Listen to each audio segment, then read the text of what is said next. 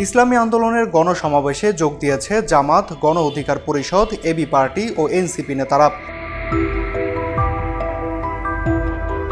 আজ শনিবার বিকেলে ৩টায় নগরীর শিববাড়ি মোড়ের জিয়া হলের পাশে সমাবেশ অনুষ্ঠিত হয়। সংখ্যানুপাতিক পদ্ধতিতে সুষ্ঠু ও নিরপেক্ষ নির্বাচন ও ইসলামী সমাজ ভিত্তিক কল্যাণ রাষ্ট্র প্রতিষ্ঠার দাবিতে দলটির খুলনা মহানগর ও জেলা শাখা এই সমাবেশের আয়োজন করে। অতীতে খুলনায় ইসলামী আন্দোলনের কোনো কর্মসূচিতে জামাতের কাউকে দেখা যায়নি, বরং বেশিরভাগ সমাবেশেই জামাতের সমালোচনা করে সংগঠনটির নেতাকর্মীরা বক্তব্য রাখতেন। আজ সমাবেশের মঞ্চে জামাতের কেন্দ্রীয় ও স্থানীয় ৬ নেতা উপস্থিত ছিলেন। তারা সবাই বক্তব্য রাখেন। সমাবেশে প্রধান অতিথি ছিলেন ইসলামী আন্দোলনের আমির ও চরমনাই পীর মুফতি সৈয়দ মোহাম্মদ রেজাউল করিম। বিশেষ অতিথি ছিলেন জামাতের সেক্রেটারি জেনারেল মিয়া গোলাম পরোয়ার। দল দুটির নেতারা তাদের বক্তব্যে বলেন, পিআর পদ্ধতিতে নির্বাচন হলে কেউ একক কর্তৃত্ব কায়েম করতে পারবে না। চাঁদাবাজি, টেন্ডারবাজি ও দুর্নীতিমুক্ত দেশ গড়তে পিআর পদ্ধতির নির্বাচন ব্যবস্থার বিকল্প নেই।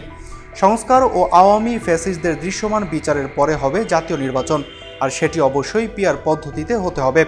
বক্তারা বলেন, আগামী নির্বাচনে ইসলামী দলগুলোর একটি ভোট বাক্স থাকবে। ইসলামী ভাবধারার মানুষের ভোট এক বাক্সেই যাবে। যেই লক্ষ্যে আমাদের ঐক্য গড়ে তুলতে হবে।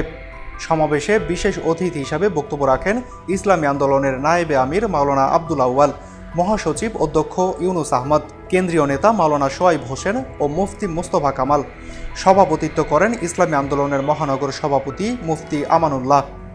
আমন্ত্রিত অতিথি হিসেবে বক্তব্য দেন জামাতের খুলনা অঞ্চলের সহকারী পরিচালক মাওলানা আবুল কালাম আজাদ, খুলনা মহানগর জামাতের আমির মাহফুজুর রহমান ও সেক্রেটারি অ্যাডভোকেট জাহাঙ্গীর হোসাইন হেলাল, খুলনা জেলা জামাতের আমির মাওলানা ইমরান হোসাইন ও সেক্রেটারি মুন্সি মিজানুর রহমান, এবি সদস্য সচিব আক্তার হোসেন, গণ অধিকার পরিষদের মহানগর সভাপতি মোহাম্মদ বেল্লাল হোসেন ও সাধারণ সম্পাদক মোহাম্মদ রাশিদুল ইসলাম, এনসিপির সংগঠক আহমেদ হামিম রাহাত।